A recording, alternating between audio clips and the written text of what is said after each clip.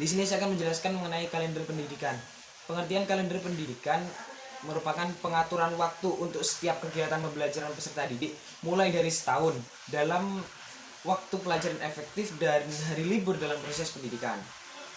Hal ini juga penting bagi orang tua, pelajar hingga mahasiswa dalam merancang dan memastikan bahwa cakupan pendidikan peserta didik sesuai dengan kalender pendidikan.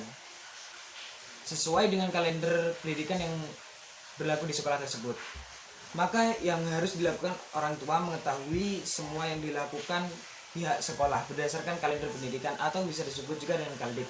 Nah, di kalangan kita bahasa kampus mungkin familiar dengan kalender akademik, yaitu sama halnya dengan kalender pendidikan. Nah, pengertian lain dari kalender pendidikan yaitu komponen alokasi waktu yang berfungsi memudahkan setiap orang supaya dapat memulai atau menyusun perencanaan kegiatan pembelajaran ke depan melalui kalender pendidikan pada tahun ajaran yang sedang berlaku. Kalender pendidikan di setiap daerah tentu saja terdapat perbedaan. Contoh kalender pendidikan yang ada di Provinsi DKI Jakarta akan sedikit berbeda dengan Aceh, Jawa Barat, Jawa Tengah, Jawa Timur, dan lain-lain. Oleh karena itu, ada baiknya menyesuaikan dengan area sekolah tempat kita mengajar sendiri. Selanjutnya kita akan membahas mengenai komponen kalender pendidikan. Penyusunan kalender pendidikan harus dibuat secara terstruktur dan tidak dapat dilakukan asal-asalan, melainkan harus sesuai dengan kaidah-kaidah yang berlaku dalam memperhatikan komponen, yaitu sebagai berikut. Yang pertama yaitu awal tahun ajaran. Komponen pertama dalam proses penyusunan kalender pendidikan adalah menentukan dimulainya awal mula tahun pelajaran. Permulaan untuk tahun pelajaran ini akan menjadi dasar dalam memulai proses kegiatan belajar mengajar, bisa disebut juga dengan KBM. Pada awal tahun, mungkin bisa tepatnya, di mana setiap satuan pendidikan akan memulai periode ini secara bersamaan. Komponen yang kedua yaitu hari efektif belajar. Komponen kedua adalah hari efektif belajar, ini secara umum disebut dengan minggu efektif. Minggu efektif belajar yang menjadi bagian dari seluruh kegiatan pembelajaran yang dilakukan pada satu periode. Umumnya hari efektif belajar berlangsung antara 34 sampai dengan 38 minggu. Dengan begitu pendidik bisa menyesuaikan program pembelajarannya. Untuk komponen yang ketiga yaitu pembelajaran efektif. Komponen ketiga adalah pembelajaran efektif. Maksudnya adalah penyusunan kalender pendidikan juga harus dilengkapi dengan waktu pembelajaran efektif. Komponen ini ditentukan melalui jumlah jam di setiap minggunya. Di dalamnya juga harus mencakup semua mata pelajaran. Umumnya, total jam pembelajaran setiap lembaga dalam satu minggu adalah 32 sampai 36 jam. Dan komponen yang selanjutnya yaitu yang keempat, yaitu hari libur. Nah, komponen ini cakupan hari libur bisa disebut dengan seperti itu. Pada komponen hari libur ini, di mana di dalamnya tidak ada proses kegiatan belajar mengajar apapun dalam satuan pendidikan. Ada beberapa faktor yang menjadi ketentuan khusus dalam komponen ini, yakni libur nasional, libur khusus, libur keagamaan, libur akhir tahun, libur tengah semester, dan libur antara 2 semester. Nah, untuk langkah-langkahnya, langkah-langkah penyusunan kalender pendidikan. Langkah-langkah yang harus ditempuh dalam menentukan alokasi waktu pembelajaran dijelaskan di bawah ini. Yang pertama yaitu tentukan pada bulan apa kegiatan belajar dimulai dan bulan apa berakhir pada semester yang kedua yang akan datang. Untuk yang kedua yaitu tentukan jumlah minggu efektif pada setiap bulan setelah diambil minggu-minggu ujian dan hari libur atau kegiatan yang lainnya. Yang ketiga yaitu tentukan hari belajar efektif dalam setiap minggu.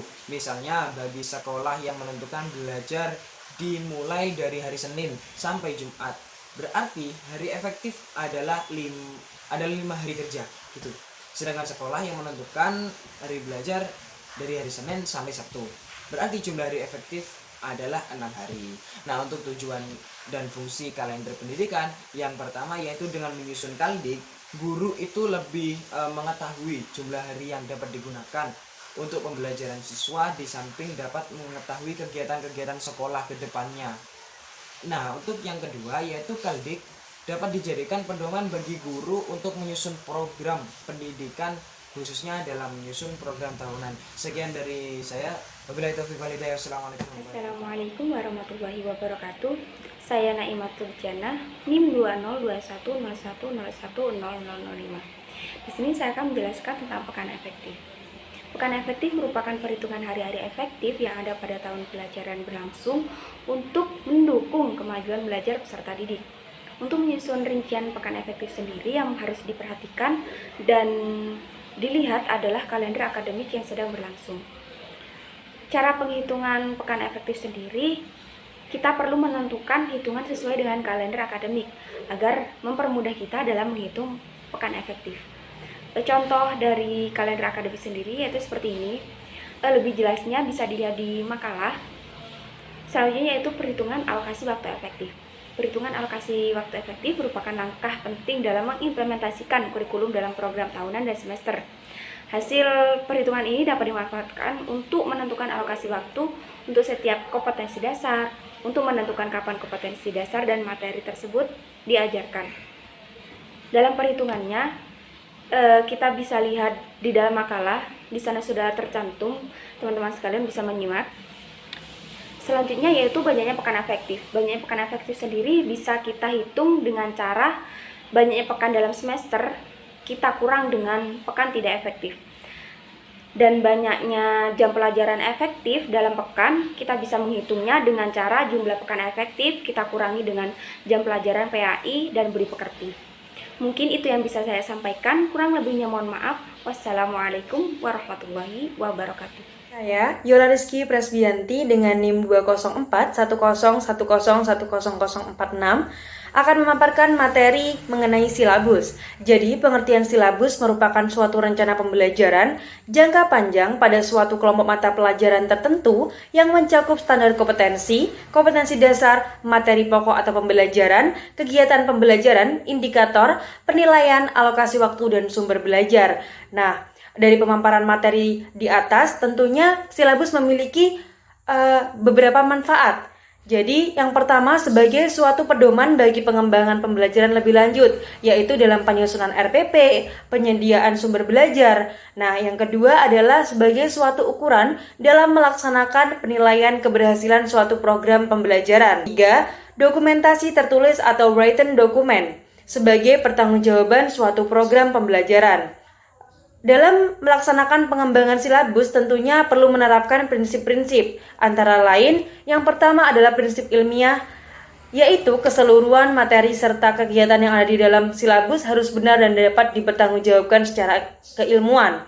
Yang kedua adalah relevan atau cakupan tingkat kesukaran, tingkatan kedalaman, urutan penyajian materi dalam silabus harus sesuai dengan tingkat perkembangan fisik, emosional, sosial, intelektual, dan spiritual peserta didik.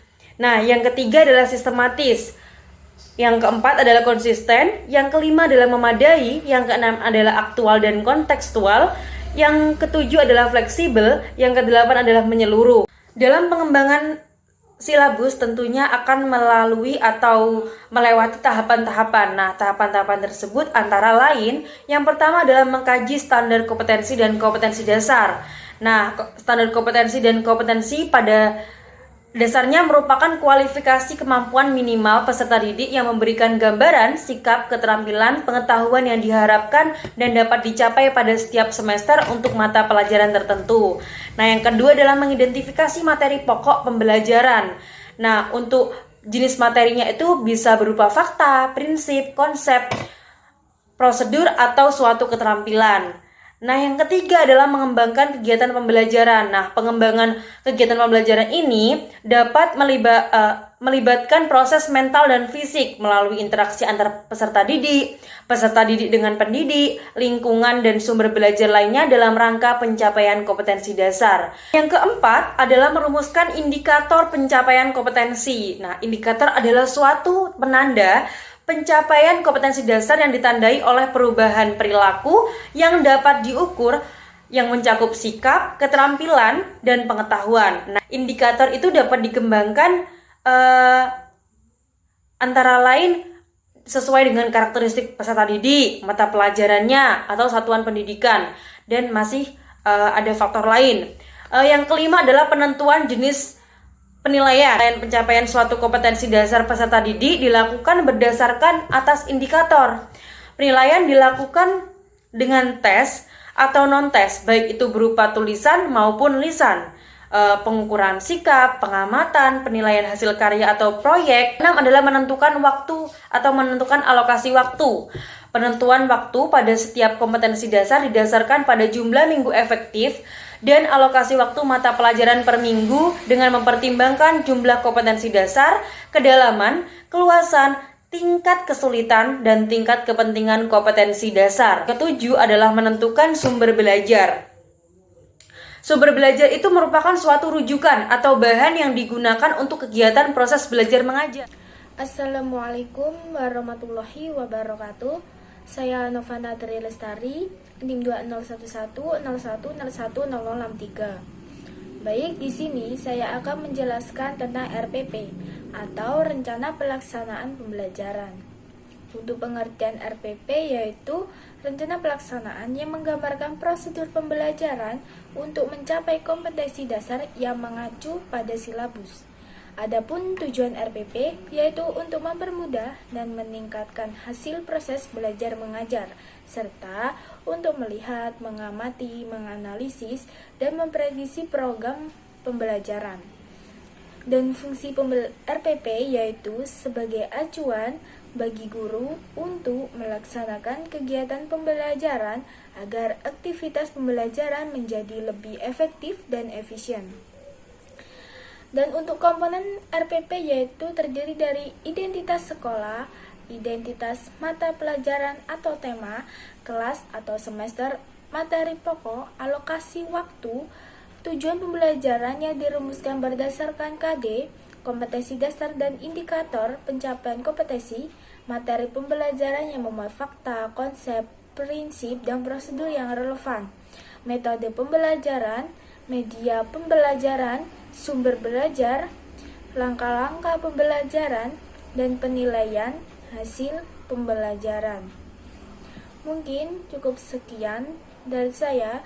Terima kasih. Wassalamualaikum warahmatullahi wabarakatuh. Assalamualaikum warahmatullahi wabarakatuh. Perkenalkan, nama saya Muhammad Fikri Alamsyah, NIM 20110110101062. Baik, jadi saya akan melanjutkan materi tentang rencana pelaksanaan pembelajaran atau RPP. Yang selanjutnya yaitu prinsip-prinsip penyusunan RPP. Yang nomor 1, memperhatikan perbedaan individu peserta didik. Yang nomor 2, mendorong partisipasi aktif peserta didik. Yang nomor 3, mengembangkan budaya membaca dan menulis. Yang nomor 4, memberikan umpan balik dan tindak lanjut. Yang nomor 5, keterkaitan dan keterpaduan. Yang nomor 6 yang terakhir yaitu menerapkan teknologi informasi dan komunikasi. Kemudian langkah-langkah dalam penyusunan RPP.